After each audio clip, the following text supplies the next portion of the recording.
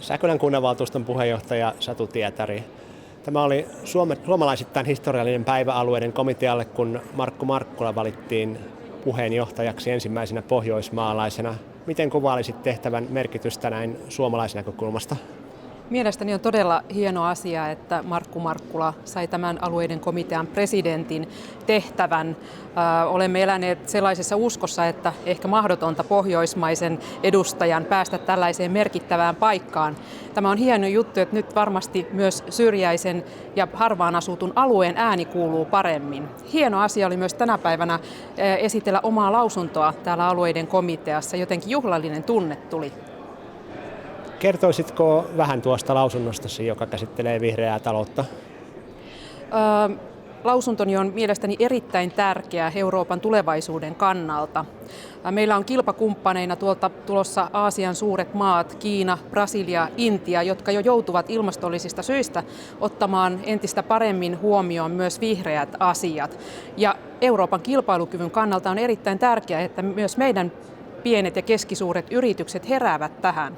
Menetämme paljon työpaikkoja, erityisesti nuorten ihmisten työpaikkoja, joissa me olemme valveilla tässä asiassa. Mitä lausunnon esittelijän työhön kuuluu alueiden komiteassa? Oletko paljon yhteydessä muihin toimielimiin? No, itse asiassa aloitan siitä, että viime heinäkuussa sain talous- ja sosiaalivaliokunnalta tehtäväkseni laatia tämän lausunnon. Komissiohan oli pyytänyt valiokuntaa lausumaan asiasta ja tässä on taustalla 2 komission tiedonantoa ja lähdimme asiantuntijani kanssa perehtymään näihin lausuntoihin. Sitten kävimme keskustelut erilaisten asiantuntijoiden kanssa, komission edustajan kanssa, Euroopan parlamentaarikkojen kanssa ja erilaisten yhdistysten kanssa, joille tämä asia on erityisen tärkeä. Saimme heiltä monennäköistä näkökulmaa tähän lausuntoon. Kävimme myös neuvonpidot ENVE, joka on ympäristövaliokunta, niin ENVEn raportoijan kanssa ja kävimme esittelemässä myös tätä lausuntoa ympäristövaliokunnan kokouksessa. Eli todella monipuolista näkemystä olemme tähän lausuntoon saaneet. No, olet toiminut alueiden komiteassa vuodesta 2009 lähtien. Minkälaisia kokemuksia sinulla on komitean työstä? No oikeastaan ihan silloin aluksi, kun tulin tänne, niin jo pelkästään nämä käytännön proseduurit olivat aika hankalia, että oppi ensin täyttämään matkakorvauslomakkeita ja hankkimaan lentoja ja miten tänne tullaan junalla ja täällä on suuret rakennukset, ihan eksyksin pieni maalaistyttönen siinä meni, mutta kyllähän tässä sitten pikkuhiljaa näihin asioihin on tottunut. Ja täytyy sanoa, että tämän lausuntotyön tekeminen on vasta se asia, mitä kautta pääsee aivan oikeasti sisälle, miten alueiden komitea toimii. Että jos toimii pelkkänä rivijäsenenä, niin jää vähän epäselväksi, että miten tämä päätöksentekoproseduuri täällä menee. Olen toiminut myös talous- ja sosiaalivaliokunnan koordinaattorina. Se on merkittävä pesti ja sitä kautta tulee juuri se tarvittava näkemys, miten tämä työ täällä tapahtuu.